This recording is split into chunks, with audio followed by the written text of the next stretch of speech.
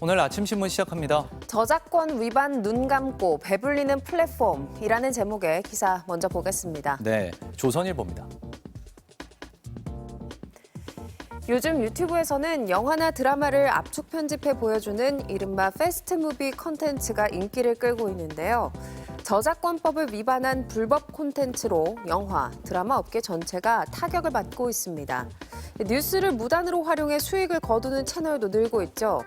방송 뉴스 영상을 내보내는 등의 방식으로 콘텐츠를 제작하는데요.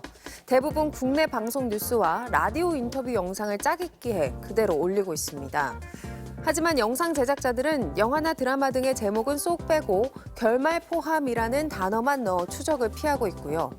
플랫폼 기업들은 이들 제작자의 신원을 창작자에게 밝히지 않아 손해배상을 청구하는 길도 막고 있다고 신문은 전했습니다. 다음은 서울신문입니다. 중앙부처와 지방자치단체, 공공기관에서 만든 공공앱 5개 중 1개가 재기능을 못하거나 사용자가 적어 폐기 권고를 받은 걸로 나타났습니다. 행정안전부 평가 결과에 따르면 2023년 11월 기준 전체 공공앱 673개 가운데 폐기 권고가 내려진 공공앱은 126개였는데요. 다운로드가 1000회를 넘지 못한 앱이 57개, 100회도 안 되는 앱이 2개였습니다. 공공앱은 코로나 팬데믹 때 크게 늘었는데요. AR 관광 앱부터 안심 서비스 앱까지 유행에 휩쓸려 너도나도 개발에 나섰지만 사용률은 낮은데 개발부터 유지 보수 비용까지 세금만 축내고 있다는 겁니다. 신문은 공공앱 제작 단계부터 사전 수요 조사를 철저히 해서 세금 낭비를 막아야 한다고 강조했습니다. 이어서 세계일보입니다. 요즘 교직사회에서는 교사 처우를 개선해야 한다는 목소리가 높은데요. 교원단체가 4,600여 명의 20, 30대 교사를 대상으로 한 조사에서 10명 중 9명은 월급 때문에 이직을 고민 중인 것으로 나타났습니다. 초임 교사가 받는 기본급 220만 원 정도의 각종 수당이 추가돼도 기여금 등 월급에서 빠져나가는 걸 제외하면 실수령액은 200만 원대라는데요. 경기의 한 중학교 교사는 10년 차인데도 실수령액은 290만 원가량이라고 말했고요.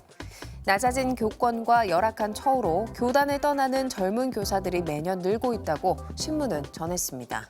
다음은 지역신문 기사 살펴보겠습니다. 먼저 경상일보입니다. 성인 PC방과 게임장이 울산 지역에서 급속도로 늘고 있다는 기사입니다.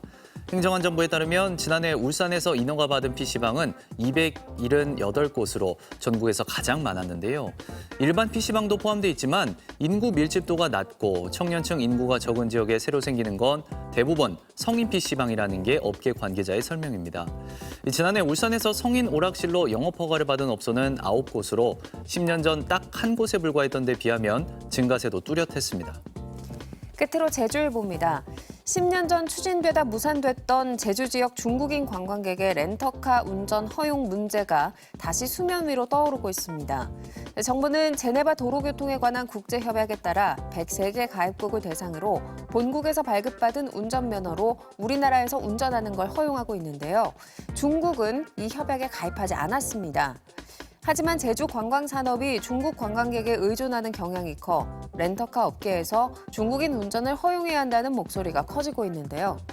하지만 중국의 교통 문화가 우리와 맞지 않다며 우려하는 이들도 적지 않다고 신문은 전했습니다. 지금까지 오늘 아침 신문이었습니다.